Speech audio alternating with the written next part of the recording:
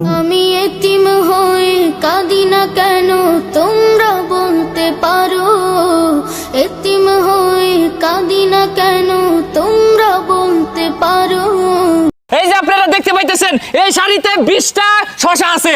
আছে কোন পালোয়ান যে এক কোপে এই 20টা শসারে ভাগ করে পারবো আমি পারবেন তো?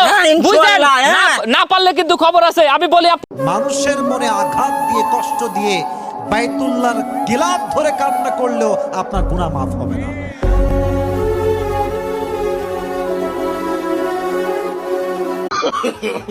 no.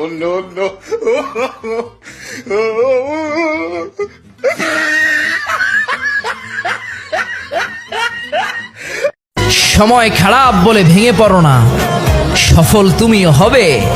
হ্যাঁ, সফল তোমাকে হতেই হবে। ধৈর্য ধারণ করে সামনে এগিয়ে চলো, তোমাকে সফলতা